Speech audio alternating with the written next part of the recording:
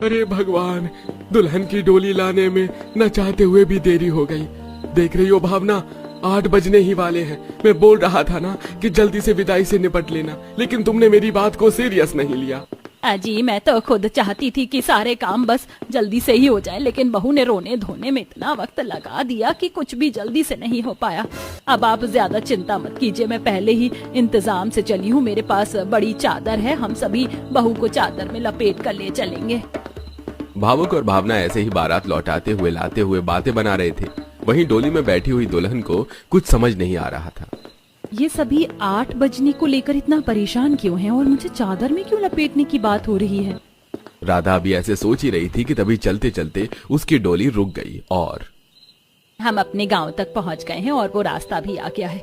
बहू तू ना कुछ मत बोलना, ना ही हिलना डुलना, बस ऐसे ही बैठी रहना। हाँ, सभी एकदम आहिस्ता आहिस्ता डोली ले चलो। भगवान ने चाहा तो आज सब सही रहेगा। मेरे साथ क्या किया जा रहा है? क्यों मुझे चुप रहना है और क्यों मुझे छिपाया गया है?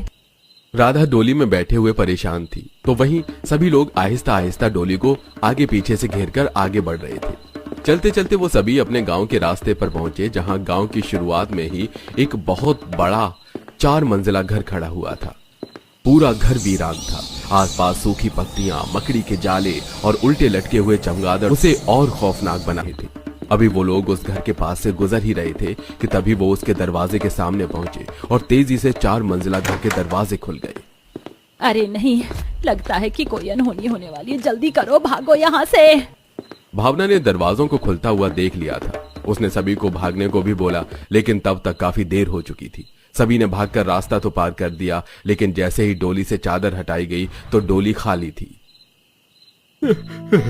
हे भगवान, अरे मेरी बहू भावना ले गई वो प्रेतात्मा हमारी बहू को अपने साथ। सारे गांव में डर का माहौल हो गया और एक बार फिर 4 मंजिला घर के सामने से दुल्हन का गृह प्रवेश एक दुखदायक कहानी लाया।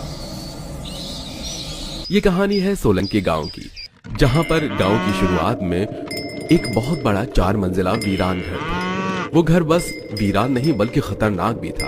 उस रात को 8 बजे के बाद उस घर के आगे से कोई नहीं गुजरता था, क्योंकि उसमें से रात को एक दुल्हन के रोने की आवाजें आती थी। और साथ ही गांव में अगर कोई दुल्हन घर के आगे से प्रवेश करती तो वो भी दुर्घटना का शिकार हो जाती थी। भावना की बहू राधा भी इसी का शिकार हुई और अगली सुबह राधा की लाश हवेली के बाहर सभी गांव वालों ने लटकी देखी। ऐसे ही आज की रात भी एक दुल्हन ब्याह कर गाड़ी में अपने ससुराल आ रही थी। 8 तो बज गए हैं, हमारा अब इस वक्त गांव जाना सही भी रहेगा। अरे माँ, हम गाड़ी में हैं। हम गाड़ी को ऐसे 100 की स्पीड पर दौड़ाएंगे कि कोई भी प्रेत आत्मा हमारा पीछा नहीं कर पाएगी।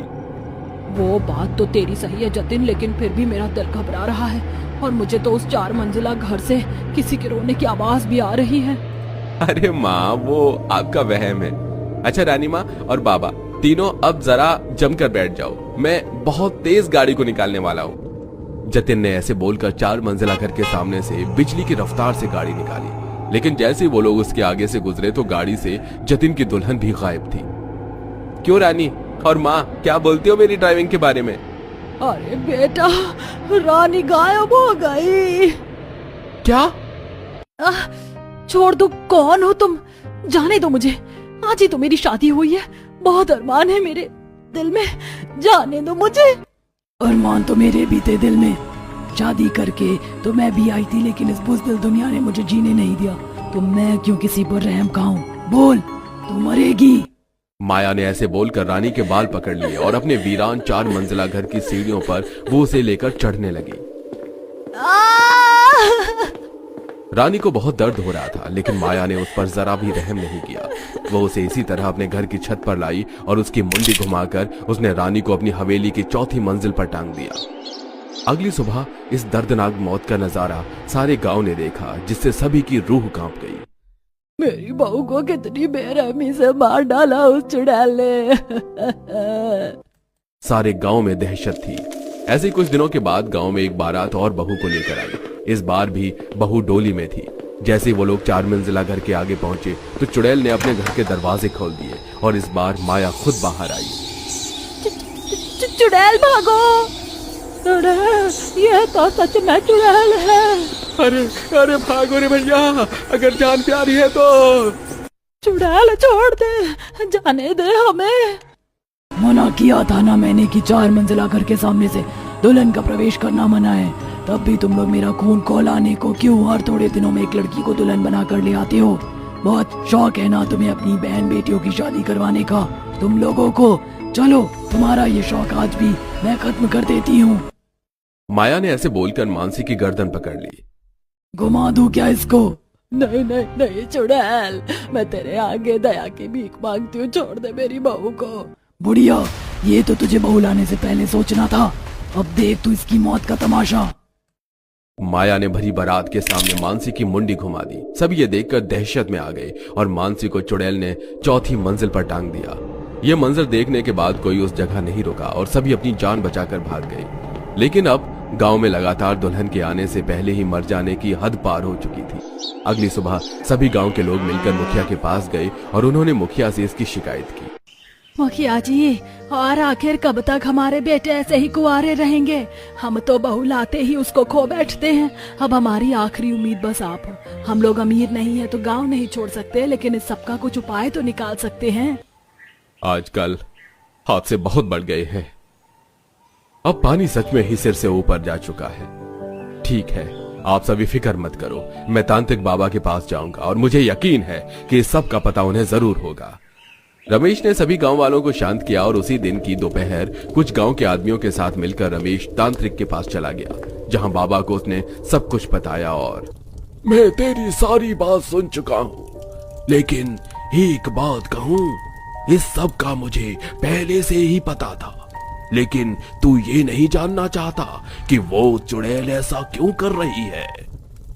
क्यों कर रही है वो बाबा ऐसा? सुनो, सोलंकी गांव के एक अमीर और खुश परिवार में एक सुंदर लड़की माया ब्याह कर आई थी। उसका घर 4 मंजिला था और माया आंखों में 1000 सपने लिए अपने ससुराल आई थी। सब कुछ अच्छा ही चल रहा था कि एक दिन एक अनहोनी हुई। माया की शादी के पहले ही दिन उसके ससुराल में कुछ गुंडों ने हमला कर दिया। उस वक्त माया बाथरूम में थी। ये बाहर से कैसी आवाजें आ रही हैं? ये खुल क्यों नहीं रहा है? लगता है कि घर में लुटेरे आ गए हैं। माया को किसी ने बाहर से लॉक कर दिया था, जिसकी वजह से वो बाहर नहीं निकल पाई। वहीं बाहर लुटेरों ने धमकाकर माया की सास और पति को लूट लिया। तुम लोग सब कुछ ले चुके हो, भगवान के लिए जाओ यहाँ से। चले जाओ। अभी सब कुछ कहाँ लिया है? हाँ? अभी तो लेना बाकी है। लुटेरों ने ऐसे बोलकर माया की सास और उसके पति को गोलियों से भून दिया। माया ने भी सब कुछ बाथरूम में सुना, लेकिन वो कुछ कर नहीं पाई। माया का घर इतना बड़ा था कि उसने बाहर आवाज भी देनी चाहिए, लेकिन किसी ने उसकी आवाज नहीं सुनी। अंत में माया घुट घुट कर बाथरूम में ही मर गई, लेकिन उसके अधूरे ख्वाब और बदले की आग ने उसे मुक्त नहीं होने दिया। और तभी से वो चुड़ैल बनकर किसी भी सुहागन का घर नहीं बसने देती। बुरा हुआ उस लड़की के साथ भी, लेकिन बाबा, इस तरह हम अपने बेटों को कुंवारा भी तो नहीं रखेंगे ना। जिन्होंने उसकी जान ली वो लोग तो न जाने कौन थे।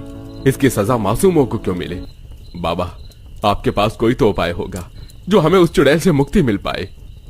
हर बार काम आसान नहीं होते हैं। एक सुहागन चुड़ैल जिसकी इच्छाएं अधूरी हैं, साथ ही उसका सुहाग के कत्ल कर दिया गया। तुम्हें लगता है उसे काबू कर पाना आसान होगा? वो तड़पती हुई चुड़ैल है, इसलिए उससे छेड़छाड़ अपनी मौत को दावत देना है। लेकिन हाँ, एक उपाय हो सकता है। चुड़ैल के 4 मंजिला घर के सामने से दुल्हन का प्रवेश करना मना है, पर पीछे से तो ऐसा कुछ नहीं है ना। मैं चुड़ैल के घर के इर्द गिर्द भभूति रेखाएं बना दूंगा जो उसे बाहर आने से रोकेंगी, और तुम उसके घर के पीछे से रास्ता बनाना। इस तरह ही मासूमों का बचाव हो सकता है। बहुत बहुत शुक्रिया बाबा जी, आपने जो बोला मैं वैसे ही करूंगा। रमेश ने बाबा के आदेश का पालन किया। बाबा ने 4 मंजिला घर को रेखाओं में कैद कर दिया और मुखिया ने उसके पीछे से नया गांव में प्रवेश का रास्ता बनवाया। अब कोई भी बारात बहू लाती तो घर के पीछे से जाती थी, लेकिन अगर भूले भटके कोई दुल्हन 4 मंजिला घर के आगे से गुजर जाती तो उसका अंजाम आज भी मौत से भी बदतर होता था, क्योंकि 4 मंजिला घर के आगे से दुल्हन का प्रवेश करना